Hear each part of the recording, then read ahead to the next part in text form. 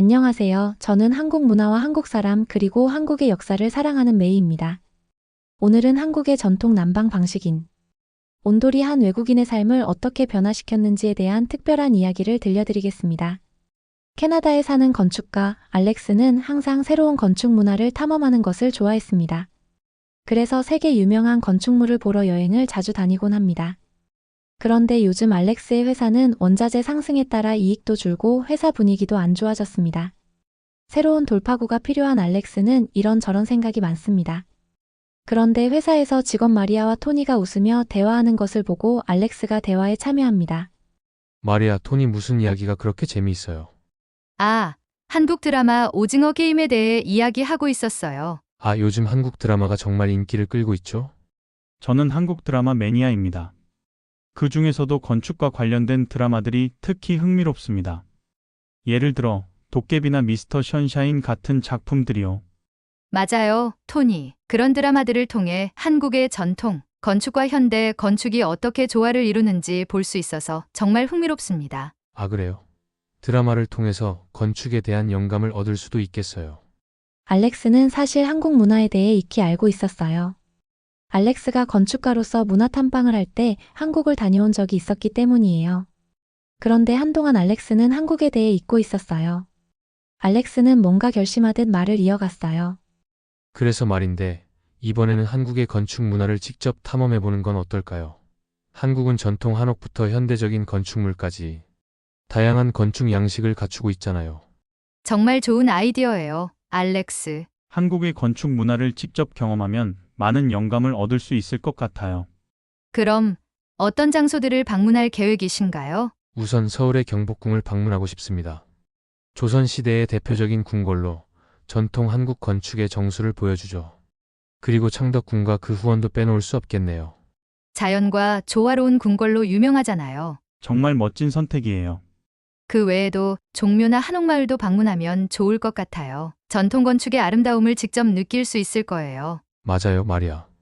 그리고 동대문 디자인 플라자 DDP도 저는 꼭 가보고 싶습니다.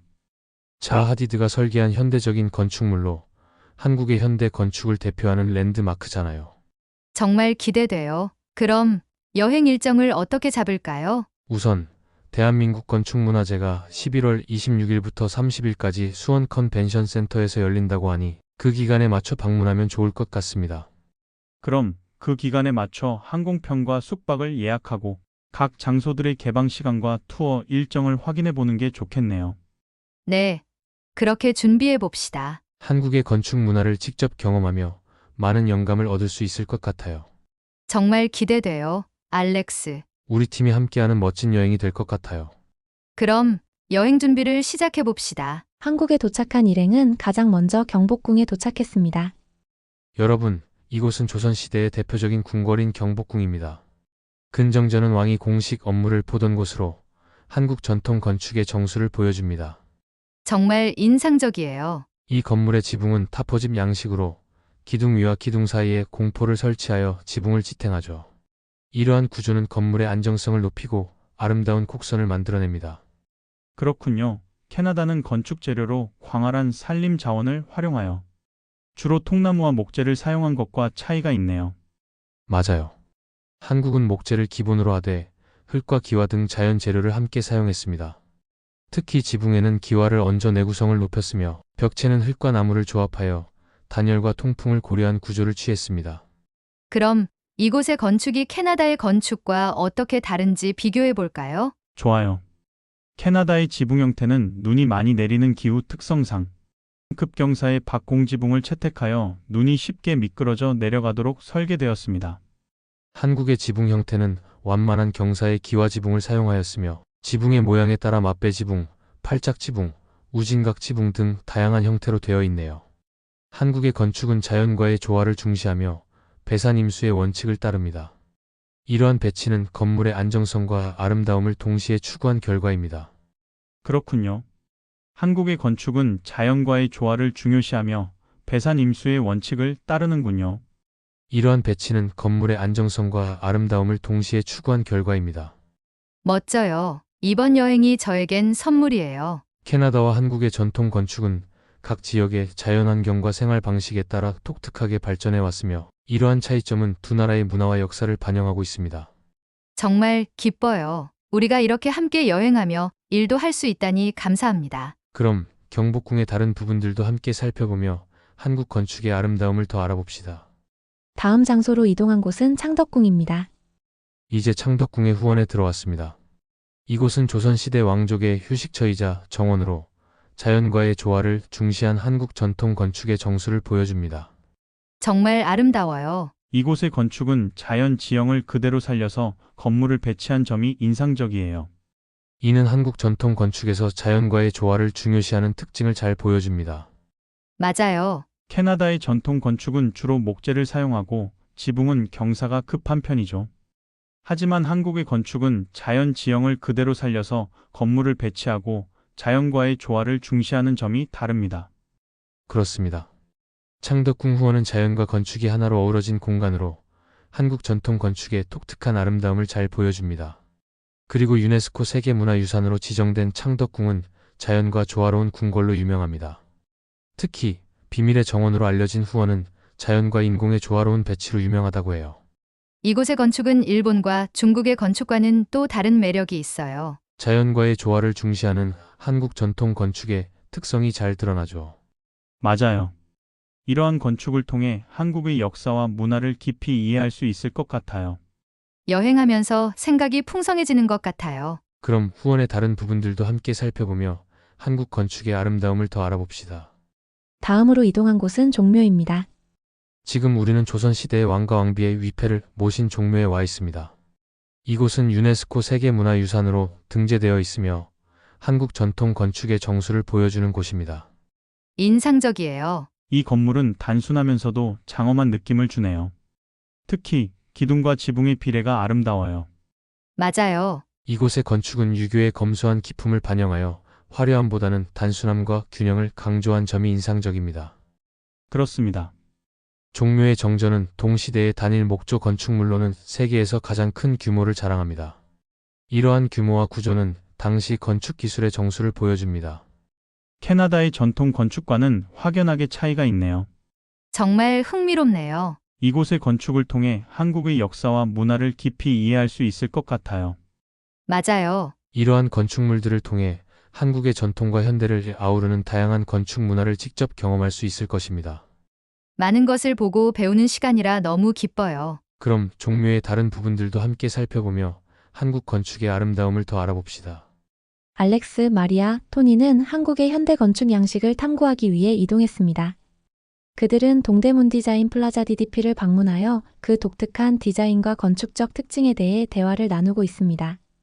와, 이곳이 바로 DDP군요. 자하 하디드가 설계한 세계 최대 규모의 3차원 비정형 건축물이라고 들었어요. 맞아요.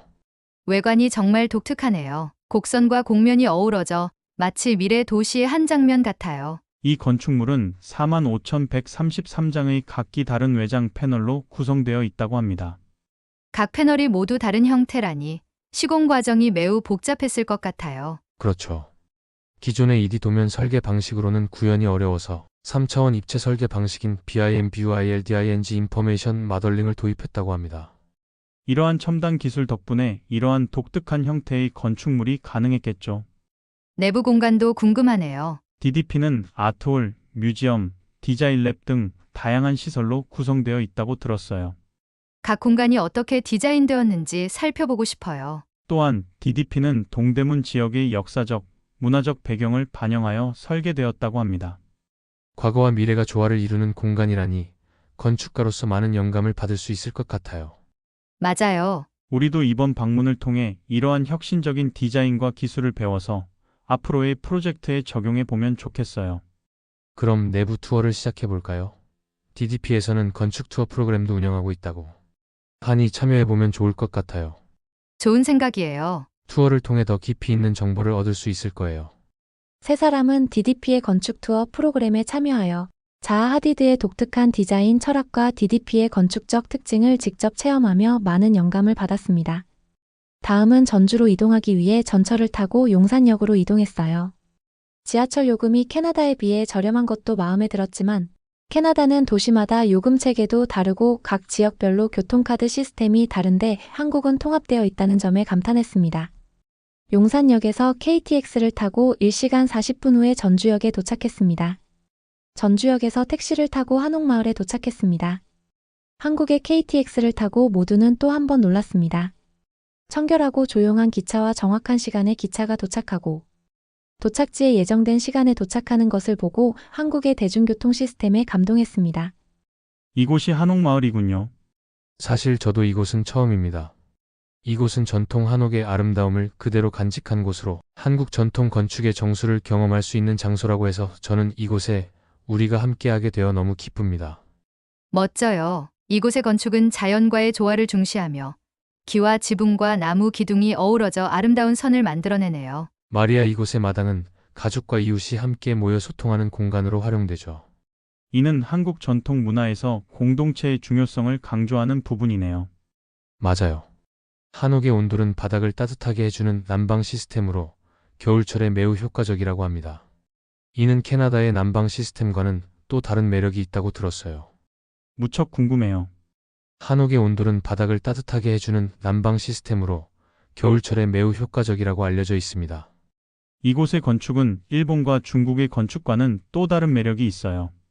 자연과의 조화를 중시하는 한국 전통 건축의 특성이 잘 드러나죠. 맞아요. 이러한 건축을 통해 한국의 역사와 문화를 깊이 이해할 수 있을 것 같아요. 정말 저는 배우는 게 많아요. 모두 한옥마을의 다른 부분들도 함께 살펴보며 한국 건축의 아름다움을 더 빠져들었습니다. 그리고 밤이 되었어요. 한옥마을의 예약한 숙소로 이동했습니다. 마리아, 토니는 전주 전통 한옥 게스트하우스에 도착했습니다. 방에 들어서자마자 알렉스는 바닥에서 전해지는 따뜻함에 깜짝 놀랐습니다. 바닥이 너무 따뜻해. 이렇게까지 따뜻하다니 온돌은 정말 말로는 설명을 할 수 없는 놀라움이야. 무조건 직접 경험해봐야 느낄 수 있는 것 같아. 저녁 식사를 하기 위해 우리 셋은 식당에 도착해서 온돌에 대해 이야기하기 시작했어요. 저는 정말 놀랐어요. 저 알겠어요. 저도 놀랐어요. 발이 바닥에 닿는 순간 따뜻함에 놀라서 바닥에 안아서 바닥을 만져봤어요. 저는 맨 바닥에 누워본 건 난생 처음이에요. 정말이지 이게 온돌의 진면목이군요. 한국의 전통 난방 방식은 정말 놀라워요. 저도 오랜만에 온돌을 다시 만나서인지 잊고 있었어요. 이렇게까지 따뜻한 느낌이었다니 저도 새삼 놀랐습니다. 이런 기술을 우리도 도입하면 좋을 텐데 말이에요. 모두 한국 여행을 마무리하며 많은 생각을 하는 시간을 가졌습니다. 그리고 여행 마지막 날 한국의 맛과 멋을 더 살피며 서울에서 시간을 보내고 쇼핑도 잊지 않았습니다. 가족들에게 선물할 품목들을 사고 여행은 마무리되었습니다. 안녕하세요. 저는 토론토에 살고 있는 알렉스입니다. 오랜만에 팀원들과 한국을 여행하면서 한국 음식에 대해 빠져들었습니다. 한국의 대표 음식 비빔밥은 정말 최고였습니다. 그리고 한국의 건축물을 감상하고 놀라움을 감출 수 없었습니다. 한국은 저에게 특별한 곳이 되었습니다. 그러나 짧은 여행은 여행의 즐거움에 그치지 않았습니다. 제가 경험한 온돌 시스템이 제 인생에 변화를 가져왔으니까요. 한국에 여행 왔을 때 인천공항을 보고 먼저 놀랐습니다. 잘 정리된 공항은 최첨단 시스템으로 가득해서 한국의 발전을 실감할 수 있었습니다. 그리고 한국 음식은 다양한 요리 방식 때문인지 다채롭고 맛있고 건강한 음식이라서 더욱 마음에 들었습니다. 그러나 제가 가장 놀란 점은 온돌이었습니다. 온돌방을 경험했을 때 정말 놀라웠어요. 아주 오래전 기억이 핏바랜 상태였거든요. 바닥이 이렇게까지 따뜻하다니. 들어서 알고 있는 것과 직접 경험하는 건 별천지였습니다. 그 따뜻함에 빠져들었죠.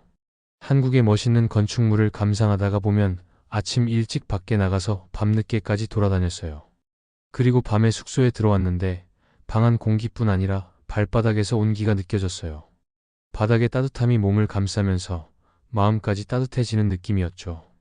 온돌방 바닥에서 잠을 잤는데 정말 편안하고 깊은 잠을 잘 수 있었어요. 그 느낌을 잊을 수 없었습니다. 여행은 단 일주일이었습니다. 저희는 한국을 떠나 캐나다로 돌아왔습니다. 돌아온 후 가장 그리웠던 것 중 하나가 바로 온돌이었어요. 처음으로 겪는 일이었죠. 캐나다의 추위에 이렇게까지 한기를 느낀다는 게 어색한 정도였어요. 단 일주일의 경험이 저를 변화시킨 거죠. 돌아온 날은 평소 기온과 비슷했는데 제 몸은 추위에 경직됐어요. 한국의 겨울도 기온이 낮고 추웠어요. 그러나 아무리 밖이 춥다고 해도 숙소에 들어오면 따뜻하고 포근했거든요. 그런데 캐나다에 도착해서 집에 들어서자 바닥이 차가워서 우리 집에 온돌이 없다는 게 너무나 아쉬웠죠. 캐나다의 겨울은 지역에 따라 기온과 추위의 정도가 크게 다릅니다. 일반적으로 캐나다는 추운 겨울로 알려져 있지만 서부 해안 지역인 밴쿠버와 빅토리아는 비교적 온화한 겨울을 보냅니다. 밴쿠버의 1월 평균 최고 기온은 약 7시, 최저 기온은 2시로 캐나다의 다른 지역에 비해 따뜻한 편이에요.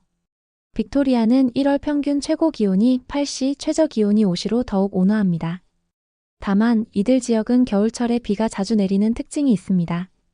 반면 내륙 지역이나 북부 지역은 매우 추운 겨울을 경험합니다.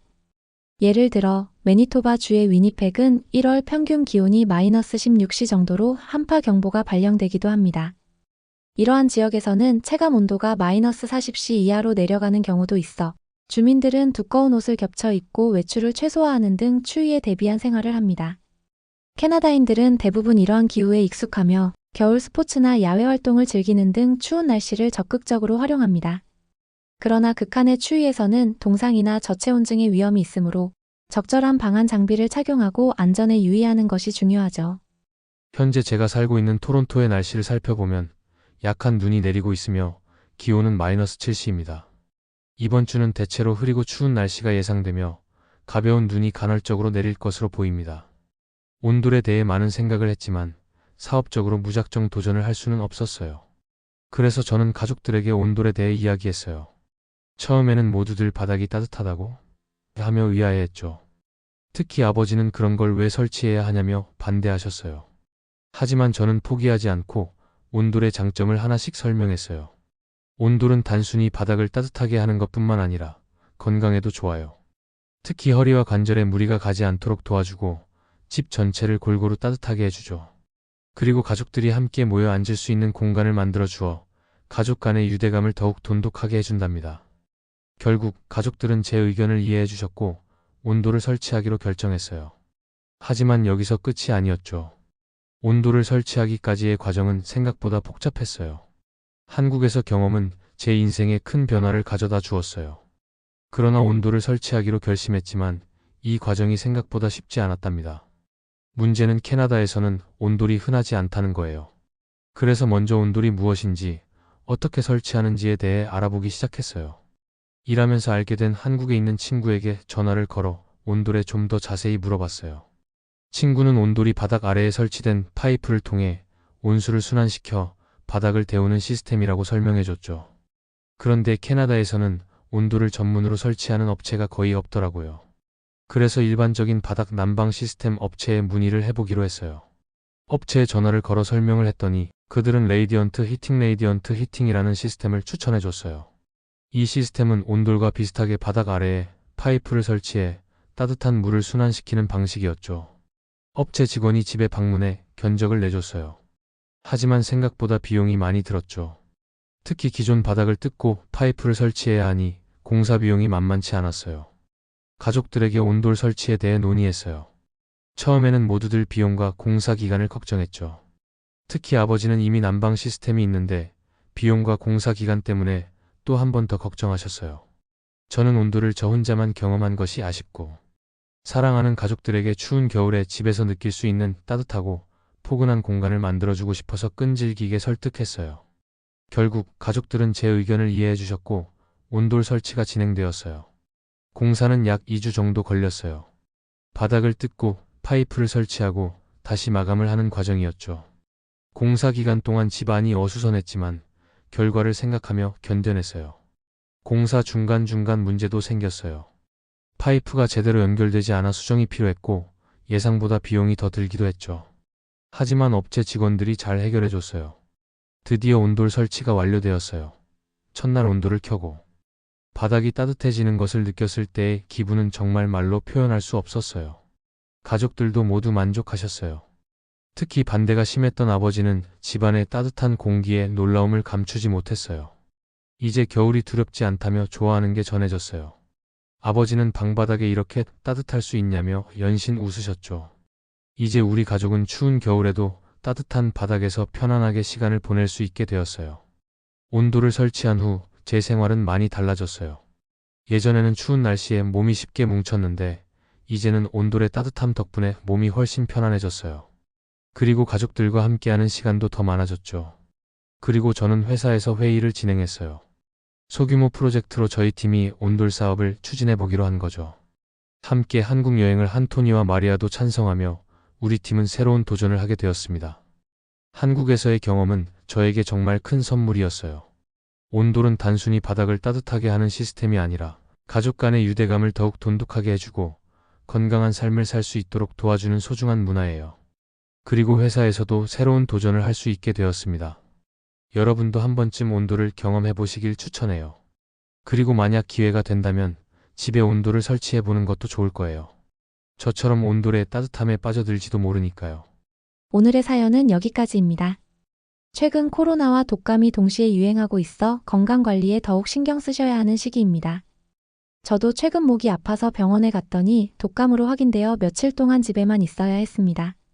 저희 채널은 앞으로도 해외 감동 소식을 통해 여러분의 일상에 작은 행복을 더해드리고자 합니다. 구독과 좋아요, 그리고 알림 설정을 해주시면 새로운 영상이 올라올 때마다 바로 확인하실 수 있습니다. 여러분의 응원과 참여가 저희에게 큰 힘이 됩니다. 건강 유의하시고 밝은 모습으로 다시 만나 뵙겠습니다. 감사합니다.